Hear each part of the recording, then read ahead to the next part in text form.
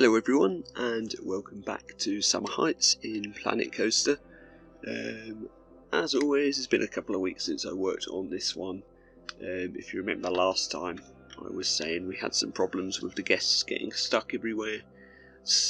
Found a sort of solution to that problem. It seems to be, and if you're an experienced Planet Coaster player, you probably know this already, but if guests get stuck, it's because they can't find what they want to go to.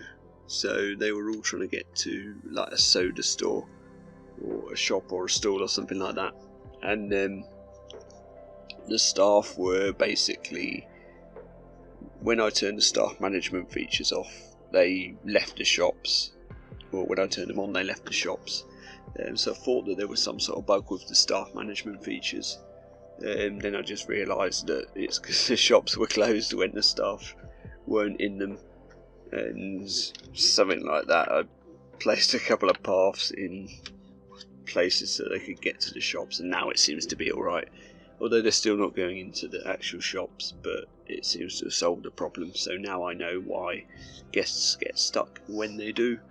Moving on then, something a bit more interesting, the first roller coaster for the park then. This is sort of an Intamin or Mack launch coaster, not really sure which. I used the wrong trains on it, to be honest, for a non-inverting one, because it's got the over the shoulder restraints. So yeah, I'm not going to change it now though, because it's built.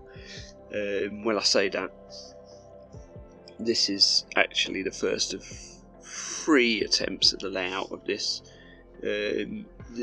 Well, I build it twice, but then make a few changes as well to where everything goes. Basically, the station completely moves.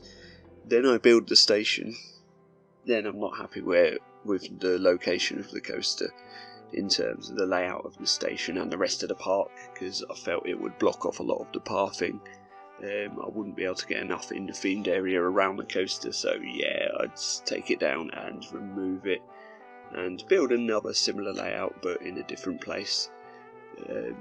And the second layout, which you'll see built right at the end of this video, is in my opinion a much better layout for this coaster. It sort of interacts quite nicely with the paths and stuff like that. So I've picked a theme. Well, I didn't pick a theme for the coaster while I was building it here. I basically made the layout, changed the colour to blue because I had in my head that I wanted it to be blue. Sort of looks a bit like Blue Fire at Europa Park, which is one of these coasters. I think it's a Mack Mega Light. So yeah, we'll go with that. We'll say this is a Mack. Not sure if that's got inversions on it actually. I don't think it has. But like I say, neither is this one. It's sort of a family coaster, but quite a thrilling coaster as well. One of those rides that everyone can enjoy. Sort of, you know, one of them rides that will always get big queues because you can take the kids on it as well. So yeah, just to making it that sort of darker blue colour scheme. The main sort of inspiration, the main idea I had in my head really here was to have a helix close to the ground going round like a body of water, like a lake, a small lake. That's all I had in my head, and I just wanted to build a coaster around that idea. So this sort of lake helix idea stays on the coaster, even though the whole layout gets changed at the end.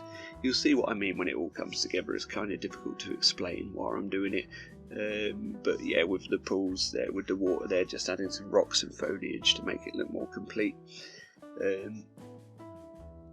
And yeah, then I start working on the station, and because I took a good sort of long break from it after I'd built half this station, wasn't happy with it, was getting a bit annoyed with the guests getting stuck. So when I went back into the game, I fixed that problem, and then I looked at this sort of half station that we built here, hence why I haven't shown you the whole build, and I thought, no, I'm not happy with that at all. I don't know what it's meant to be themed to, I don't know what it's meant to be. So I then started getting an idea in my head of what I wanted the theming for this ride to be, and we're going with the name Shark for the coaster. It's pretty basic name, but the theming is obviously going to be sort of like a shark attack, so there'll be maybe an animatronic shark coming out of one of the lakes, a bit of a Jaws rip-off, but it's not going to have any of that adventure theming.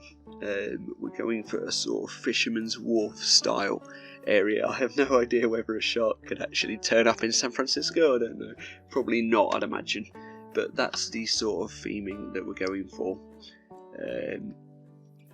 So yeah, at this point I take the station out and start putting down some paths. I moved the station obviously, and start building the paths around it with the Fisherman's Wharf style theme idea in my head. And in this episode we get as far as getting the station done, which I think looks awesome and is a really good start to the themed area. There's going to be lots of other buildings around it. In a similar theme, there's going to be a show building where the start of the coaster, has some show scenes and stuff, like the pre-show before the launch, which I think works really well for this type of coaster. And then we're going to have, like I say, lots of path interaction, bridges, sort of, all sorts of things like that. The coaster going, over and under the paths. Plenty for the guests to see when they're off ride. It's going to be a really nice, visually pleasing coaster. I guess that's what I mean. Here I start working on the building, and basically it's just a case of lots of wood textures and some brickwork as well. I toyed with the idea of the horror style wall, but then I thought no, we'll go for the painted wall. It looks a bit more like what I had in mind for Fisherman's Wharf area. Gone for the sort of pale blue colour, which fits in pretty well there.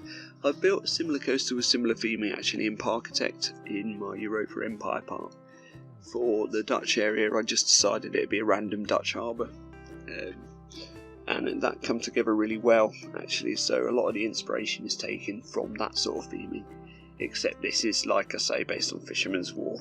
Think like Universal Studios in Florida have got a little area like that, and I'm sure Disney's California Adventure have got something similar as well, somewhere in that park. So yeah, lots of ideas for theming. Obviously, plenty of inspiration for this build. Using basic window pieces and stuff. It's not really a heavily detailed building, but like everything in Planet Coaster, it took absolutely ages to build anyway. I do a bit of custom roofing on the front, but then the bits that you won't be able to see as a guest, I've left sort of looking more, generic, like more sort of, don't really know what to say, but more like a backstage, I guess. So the whole back of the building that you can't see will just be backstage area, and we're going to try for that sort of realism in this park. Not sure if the coaster's going to have a transfer track, because I'm not sure if I've left room for it. Although, having said that, I think I have actually. The brake run's quite long, so hopefully I'll be able to do a transfer track. But I want a load of buildings running right behind that brake run as well, proper themed buildings. So it's going to have to integrate with the theming in a way for that one. So we'll see how that all works out in the next one probably. Really, all that gets done now in this build is finishing this station building and working on, completely changing the layout. I'm not the best at building coasters in this game, I'm not going to lie. It's not the smoothest. I've been using the smoothing tool over and over again to try and get it right, but there's still some janky bits, and I'm afraid that's just how it's going to have to be, because I'm not particularly good at building coasters. I don't want to do the 4 metre trick. It's not so much that it takes ages, it's just that I tried it before and it just didn't really work very well for me. I didn't get the sort of layout that I want. What I like about this game is you can build long track pieces and smooth them all out and make them do different things. Like in the final layout of this, I've got sort of a couple of track pieces in there that you probably wouldn't actually see on a real coaster, but they work quite nicely as transitions. So yeah, I won't be using the 4 metre trick in any of these builds really. Started off then going for the sort of grating, roof there, but decided that just a standard wooden roof would work better, and the only way that I could get the shapes and sizes I need was to do it custom. So I use the wooden posts to build it. Don't want to do that too often in this park. Don't want to make the piece count quite high, or too high rather. But for this building, yeah, I do think it needed it really. So yeah, you can really see how it comes together now.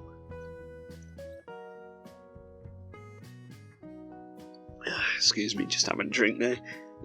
Inside the station, we're going to put a few little bits of theming, nothing too major. I build like little life dinghy thing, the rubber ring that you see everywhere. I'm going to have to see if there's a better one anywhere, because there doesn't seem to be one in game. It's the sort of thing that I thought would be, unless it's on a DLC I don't have, because I still don't have all of the packs for this. If not, maybe have a look at the Theme Maker's Toolkit, see if there's a life dinghy sort of thing on there. I can't think of any proper technical correct term for it, but you know what sort of thing I mean. Just using a couple of the pirate bits and then some of the crates and stuff like that, and then I put some pictures of classic ships on the wall inside, which I might add more of in fact when I get round to it, because I think that's a really cool idea, just to give it that sort of boat yard, shipping yard sort of building feel. And yeah, I hope that we're conveying the idea nicely. Going to have obviously some different coloured buildings going next to it. The show building will all have a nice facade around the front of it, for where the pre-show goes. And yeah, that's pretty much everything to say about this build. I have to moan a little bit this week about Frontier. I downloaded the new Planet Zoo aquatic pack on Tuesday at about 1 PM when it come out. Really excited to get playing that, and as soon as the update finished and it downloaded, my game didn't work anymore, and still doesn't work now. Basically, as soon as you open it up, it crashes immediately. Now, I've not got the best computer in the world, but it's well above the minimum specs required for Planet Zoo, and it was playing Planet Zoo absolutely fine before I downloaded that pack, just a few days before. Running 40 FPS on a sort of medium-sized, heavily detailed zoo that I've been working on, in high graphics settings. Obviously the graphics are a bit nicer in that than this, but yeah, I've tried everything from updating Windows to updating drivers, disabling antivirus software, all the usual tricks that you get told on Google. I've emailed Frontier for support but heard nothing back. That was a few days ago. So unless there's a fix to that, I can't really play the game. I got it fired up for 30 minutes this morning. It just randomly decided to work when I opened it up and clicked loads of times. For some reason it just worked for half an hour, then it crashed again. So a bit like half a habitat. And it runs on, obviously on GeForce Now it runs, but I can only get an hour at a time on really rubbish graphics settings for that, which isn't why I play the game. I like to play it in decent settings, so yeah, I'm not interested in doing that. I could upgrade GeForce Now and pay £5 a month, but then for unlimited time, because you only get an hour on the free version. But I shouldn't have to pay another £5 just to play a game that worked fine on my PC before. So yeah, I'm not sure if it's a problem with Frontier or Steam or whatever, but I really hope they get it fixed, because I want to play the game properly, without the crashes, or well, just playing it at all, even if it did crash every half an hour. If I knew when it's going to crash and I could save it, it'd be fine. But yeah, that's at the end of the day, it's not my favourite game. Like, I prefer playing in this and Parkitect. You know, I'm a theme park enthusiast at the end of the day, so they're the games I prefer. So it's not a massive loss. It's just a bit disappointing when I was really excited to get playing the new pack. So yeah, like I say, hopefully that gets sorted. Anyway, I'm going to leave you to enjoy the rest of this build. We'll do a POV of the new coaster layout at the end as well. And then in the next one, hopefully add in some of the theming and get some more of these buildings for the Fisherman's Wharf area done. Really happy with how this is coming together though, and I hope to see you all in the next episode. Thank you for watching. Bye bye.